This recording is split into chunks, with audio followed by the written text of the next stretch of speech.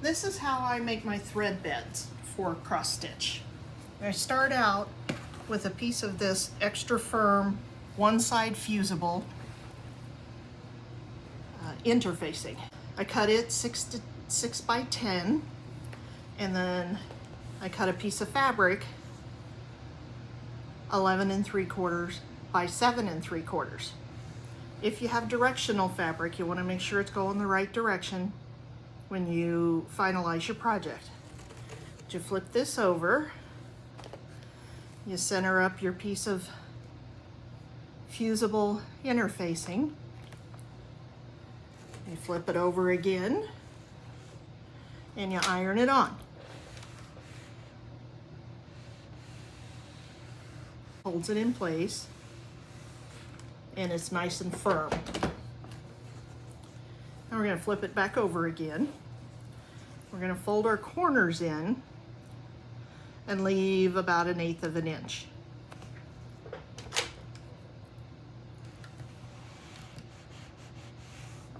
Okay, now we're going to cut those corners off to get rid of some of the bulk, and we're just going to cut right along the edges where we pressed them.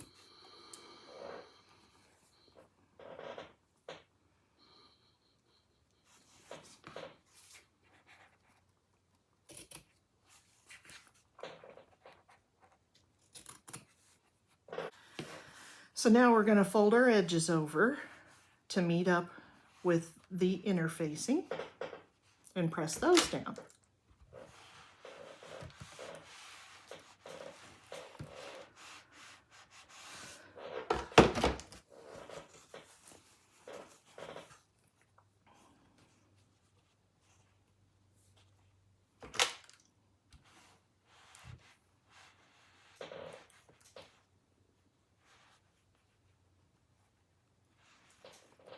And this doesn't have to be perfect either. It just helps when you get ready to sew to have a nice pressed edge.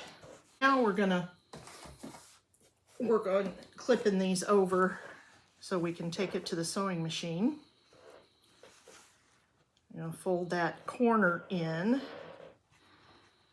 and then fold one side up so you can get your mitered corners, and it's a bit fiddly, but it's worth it in the end. Okay, got that one. I'm going to clip that, and it'll move a little, but you can adjust it at the sewing machine. Sometimes it helps to clip ahead of, and if you want a little bit wider edge, you could cut the fabric 12 by 8 instead of the 3/4. I have a lap seal foot that this fits perfectly, so that's why I use these measurements. There we go. Okay, I'm gonna pause and take this over to the sewing machine and sew it down. Okay, we're back, and I've got all the edges sewn. I forgot to mention you should probably try and start your stitching on the bottom back of the piece. That way you're not always looking at your back stitching on there to hold it in place. Okay, now comes the fun part. We've got it all sewn.